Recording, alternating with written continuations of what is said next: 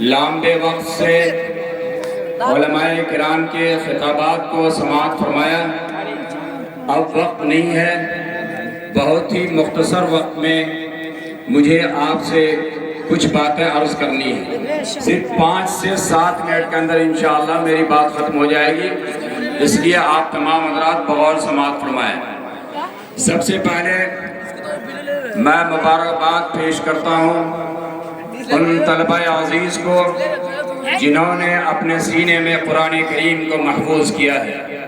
ہم دعا کرتے ہیں کہ اللہ تبارک و تعالیٰ انہیں حامل قرآن کے ساتھ عامل قرآن بھی بنائے، یعنی قرآن پر عمل کرنے والا بھی بنائے۔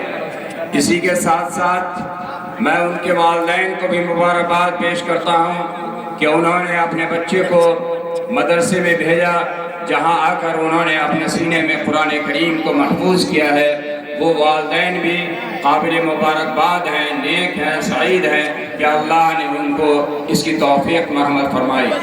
اسی کے ساتھ ساتھ ہم مبارکباد پیش کرتے ہیں اس ادارے کے ذمہ دار اور ناظم حافظ اسحاق صاحب کو کہ ان کی قد و کاوش اور اس مدرسے کے اساتذہ کرام کی محنت اور توجہ سے آج ان بچے نے اپنے سینے میں قرآن کریم کو محفوظ کیا ہے۔ اللہ تبارک و تعالیٰ ان حضرات کی خدمات کو قبول فرمائے، اس کا بہتر بدلہ عطا فرمائے۔ اللہ تبارک و تعالیٰ اس ادارے کو دن دنی رات چوگنی ترقی عطا فرمائے۔ ایک بات ہمارا آپ کے ذہن میں رہنی چاہیے کہ یہ مدارس اسلامیہ دین اسلام کے مضبوط قلعے ہیں۔ یہ مدارس اسلامیہ ہمارے ایمان کی حفاظت کا ذریعہ ہے۔ یاد رکھیے، آج اس ملک میں مسلمان عزت کے ساتھ، اسلامی شناخت کے ساتھ، اسلامی تشخص کے ساتھ اگر زندہ ہے تو وہ دین ہے انہی مدارس اسلامیہ کی۔ اس لیے ہم اور آپ کو ان مدارس اسلامیہ کی عظمت کو سمجھنا ہوگا، ان کی اہمیت کو سمجھنا ہوگا۔ یہ وہ مدارس اسلامیہ ہیں کہ اللہ تبارک و تعالیٰ نے جو قرآن کریم کی حفاظت کا وعدہ کیا ہے، اللہ تبارک و تعالیٰ ان مدارس اسلامیہ میں پڑھنے والے بچوں کے ذریعے اپنے اس وعدے کی تکمیل کرا رہا ہے۔ گویا یہ مدارس اسلامیہ اللہ تبارک و تعالیٰ کے وعدے کی تکمیل کا ذریعہ ہے۔ اس لیے بھی مسلمانوں، آپ کو یہ بات اچھی طرح سمجھ لینا ہوگا کہ اگر ہم اس ملک میں عزت کے ساتھ جینا چاہتے ہیں تو ان مدارس اسلامیہ کو مضبوط کرنا ہوگا۔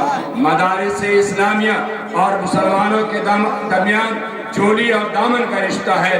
مدارس اسلامیہ مضبوط ہوں گے تو مسلمان مضبوط ہوگا، اور اگر خدا نہ خواستہ مدارس اسلامیہ کمزور پڑ گئے تو مسلمان بھی کمزور پڑ جائے گا۔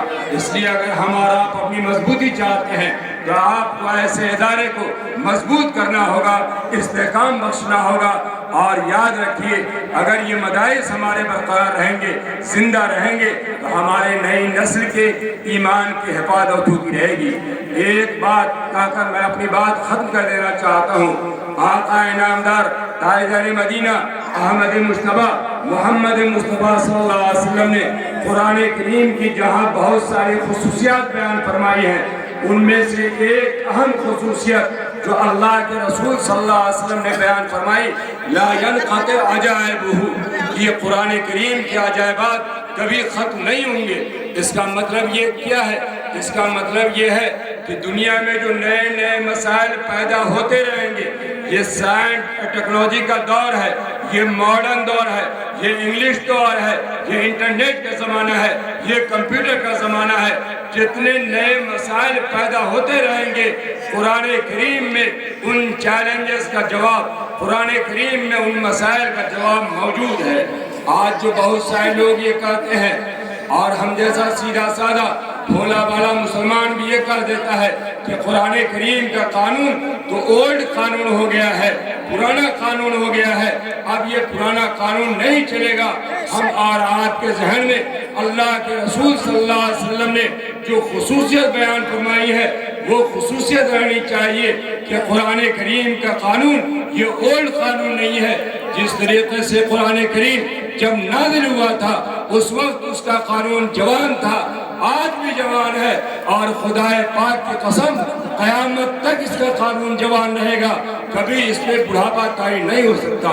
اور جتنے نئے مسائل پیدا ہوتے رہیں گے، چاہے سائنس اور ٹیکنالوجی کا دور کتنا ہی زیادہ ترقی پر کیوں نہ ہوگا، جتنے نئے نئے مسائل پیدا ہوتے رہیں گے، علماء کرام اور مفتیان اعظام، فقہاء اعظام ان مسائل کا حل امت کے سامنے پیش کرتے رہیں گے اور قرآن کریم میں ان کا حل موجود رہے گا۔ اس لیے اس بات کو ذہن میں رکھیے کہ قرآن کریم کا قانون کل بھی جوان تھا، آج بھی جوان ہے اور قیامت تک جوان رہے گا، کبھی اس پہ بڑھاپا طاری نہیں ہو سکتا ہے۔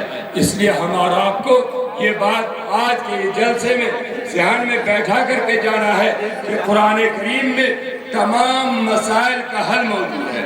اگر ہمارا ترقی چاہتے ہیں، دنیا میں ترقی چاہتے ہیں اور آخرت میں بھی ترقی چاہتے ہیں، تو قرآن کریم کو سینے سے لگانا ہوگا، قرآن کریم کے مطابق اپنی زندگی گزارنی ہوگی۔ دعا فرمائیں اللہ تبارک تعالیٰ ہم تمام لوگوں کو قرآن کریم کے فرمان کے مطابق زندگی گزارنے کی توفیق مرحمت فرمائے۔ اور آخر میں ہم پھر شکریہ ادا کرتے ہیں جناب حافظ اسحاق صاحب کا، جنہوں نے مجھے آج یہاں آنے کی دعوت دی اور آپ کے سامنے کچھ کہنے کا موقع عنایت فرمایا۔